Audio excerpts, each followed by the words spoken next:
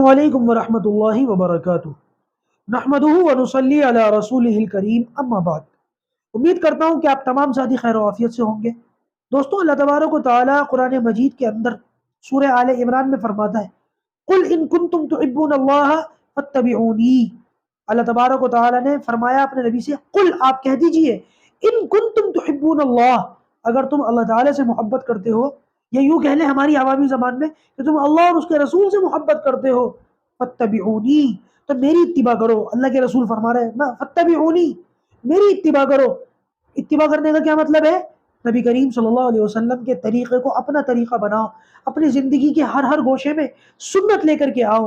لیکن اللہ حفاظت فرمائے، آج کا مسلمان ایسا ہو گیا ہے کہ اس کا دعویٰ تو ہے اللہ اور اس کے رسول سے محبت کرنے کا، لیکن اس محبت کا اظہار اللہ کے رسول صلی اللہ علیہ وسلم کی اتباع کر کے نہیں ہو رہا، بلکہ اپنی منمانی کچھ چیزوں کو کر کے، اپنی منمانی کچھ چیزوں پر عمل کر کے ہو رہا ہے۔ مثال کے طور پر اللہ کے رسول سے محبت ہے نا، کیک پر اللہ کے رسول کا نام لکھ کے چھری چلاؤ، یہ محبت کا ثبوت ہے۔ اللہ کے رسول سے محبت ہے نا، ڈی جے بجاؤ، ربیع الاول کے 12 ربیع الاول کے موقع پر ڈی جے لاؤ، اس میں فلمی گانے بجاؤ، اس پہ تھرک کے دکھاؤ، کیا ہے؟ عاشق رسول ہے، اللہ کے رسول سے محبت کا اظہار ہو رہا ہے۔ اللہ کے رسول سے محبت ہے نا، آتش بازی پھوڑو، پٹاخے چھوڑو۔ اللہ کے رسول سے محبت ہے نا، دوسرے مسلک یا دوسرے مکاتب فکر کے علماء کا نام لے کر کے آتنکوادی اور سور کے نعرے لگاؤ، اور اپنی اصل پرورش کا اور اپنی جو اصل تربیت ہے اس کا ثبوت دو۔ یہ عاشق رسول، یہ نبی کریم صلی اللہ علیہ وسلم سے محبت۔ صحابہ کرام ایسے کرتے تھے کیا؟ ارے اللہ کے بندو، نبی کریم صلی اللہ علیہ وسلم سے محبت دکھانے کے لیے تم چائنا کی لائٹوں کے محتاج ہو کیا؟ چائنا کی لائٹیں لگاؤ، اللہ کے رسول سے محبت ہے۔ لائٹ نہ ہوتی تو کیا کرتے؟ بھلا وہ چائنا کی لائٹوں کا کہ عاشق رسول ثابت کرنے کے لیے تمہیں ان لوگوں نے جو ہے چھوٹی چھوٹی بتیاں دے دی، ورنہ تو بیچارے پتہ نہیں خود کو کیا سمجھتے اور اپنے عشق کو اور اپنی محبت کو اللہ کے رسول سے ثابت کیسے کرتے۔ دراصل مصیبت یہ ہے دوستوں کہ جب اس قسم کی حرکتیں ہوتی ہیں اور کوئی شخص ایمانداری سے کھڑے ہو کر کے ان چیزوں کو دنیا کے سامنے لاتا ہے، وہ سامنے لانا کسی کو ذلیل اور رسوا کرنے کے مقصد سے، ارادے سے نہیں ہوتا، بلکہ اس ارادے سے ہوتا ہے کہ لوگوں کے اندر ہی جو غلطی ہے، لوگ اس غلطی کو دور کر لیں، اپنی اصلاح کر لیں۔ تب بھی یہ جو مسلکی اور نفرتی چنٹو ہوتے ہیں نا، اس موقع کے اوپر اپنی اس غلطی کو غلطی نہ مان کر اس کو برا بھلا کہنا شروع کر دیتے ہیں، جو ان کی اس غلطی کو ان کے سامنے لاتا ہے۔ اور پیار سے، محبت سے، شفقت سے، یہ نہیں کہ اللہ معاف کرے اس کے لہجے میں کوئی بہت زیادہ تنقیدی مزاج ہو۔ میں بات کر رہا ہوں دراصل ایک بہت بڑے عالم حضرت مولانا مفتی اے ایم قاسمی صاحب کی۔ میں پرسنلی حضرت سے مل چکا ہوں اور بعض مرتبہ ان سے بات چیت بھی ہوتی ہے۔ آپ یقین مانیے گا، ہماری زندگی علماء کے ساتھ بیٹھنے اٹھنے میں گزری ہے، علماء کے ساتھ بات چیت کرنے، ملاقات کرنے میں گزری ہے، لیکن یقین مانیے، میں خدا کی قسم کھا کے یہ بات کہہ سکتا ہوں کہ اے ایم قاسمی صاحب کا جو مزاج اور جو اخلاق ہیں، میں نے آج تک کسی عالم کے نہیں دیکھے۔ علماء بہت دیکھے، لیکن جو اخلاق ان کے ہیں ایسے کسی کے نہیں ہیں۔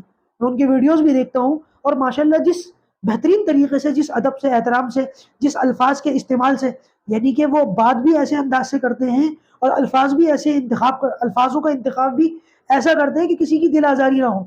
بس انہوں نے کام یہ کیا کہ جب یہ آتش بازی وغیرہ ان کے علاقے میں ہو رہی تھی، کیونکہ ہر سال ہوتی ہوگی، پچھلے سال بھی ہوئی ہوگی، اس سال بھی ہوئی، اگلے سال بھی ہوگی، تو لہٰذا انہوں نے اس چیز کو لوگوں کے سامنے ہائی لائٹ کیا کہ دیکھو اے لوگوں کیا ہو رہا ہے، یہ ہمارے لوگ کیا کر رہے ہیں۔ اور یہ ربیع الاول میں نبی کریم صلی اللہ علیہ وسلم سے محبت کا اظہار آتش بازی پھوڑ کر کے دیا جا رہا ہے۔ تو اس بات کے جواب میں دو طرح کے رسپونس آئے۔ ایک رسپونس تو یہ آیا کہ کیا اللہ کے رسول کی محبت میں آتش بازی بھی نہیں چھوڑ سکتے لوگ، کر لو کیا کرو گے۔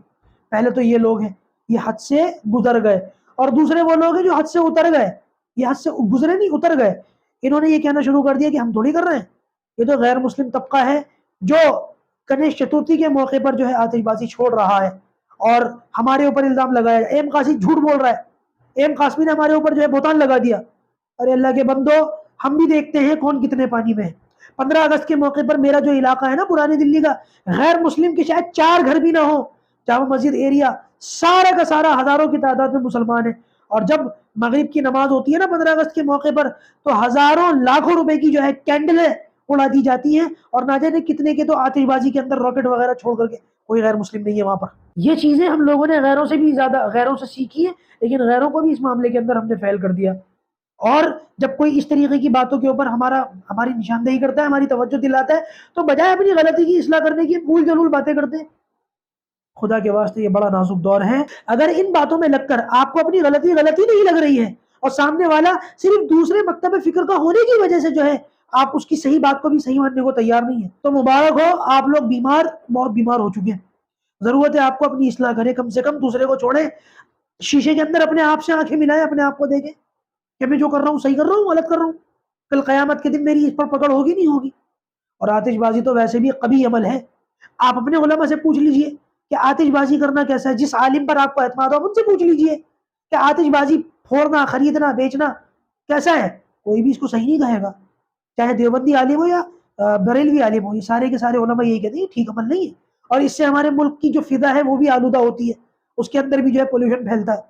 لیکن نہیں صاحب، جب بات ہمارے اپنے جو ہے جوش اور اظہار کی ہو تو ہم اس میں کسی کا آئے بائے نہیں دیکھتے.